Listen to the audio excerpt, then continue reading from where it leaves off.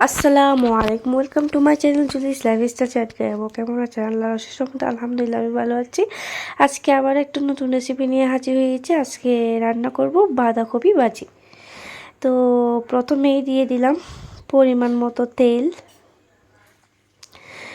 তেলগুলো একটু গরম হয়ে আসলেই দিয়ে দিচ্ছি রসুন কুচি। রসুন কুচি একটু ব্রাউন কালার হয়ে আসলে দিয়ে দিয়েছি পেঁয়াজ কুচি। এবার একটু নেড়ে ছেড়ে নিচ্ছি। এবার দিয়ে দিলাম হলুদের গুঁড়া, ধনিয়ার গুঁড়া, লবণ, পরিমাণ মতো আবার লবণ দিয়ে দিয়েছি। এখন সব কিছু পরিমাণ দিয়ে একটু হালকা পানি দিয়ে নেড়ে চেড়ে দিচ্ছি।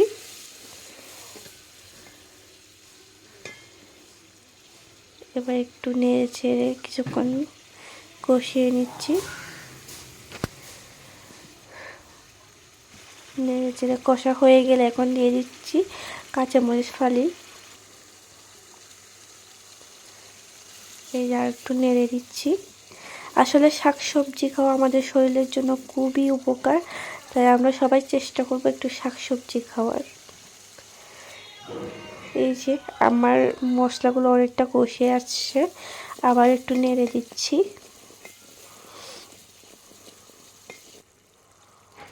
এবার দিয়ে দিচ্ছি কেটে রাখা সেই বাঁধাকপির সাথে আমি আলুও অ্যাড করেছি ছোট ছোট কুচি করে, কারণ আলু খেয়ে না পছন্দ করে, আমিও খুব পছন্দ করি, তাই আলুও দিয়ে দিয়েছি সাথে। এবার ঢেকে দিয়েছি।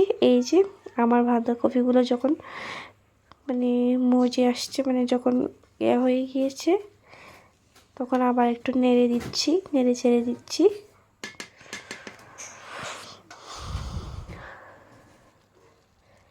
মাটির চুলায় রান্না করতে আমার খুবই ভালো লাগে। এই যে আমার প্রায় হয়ে আসছে আমার বাঁধাকপি ভাজি।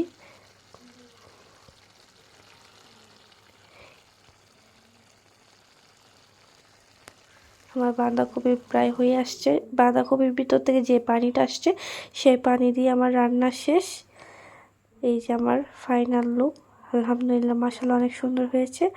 আমার ভিডিও ভালো লাগলে লাইক, কমেন্ট, সাবস্ক্রাইব করবেন। Thanks for watching. আসসালামু আলাইকুম।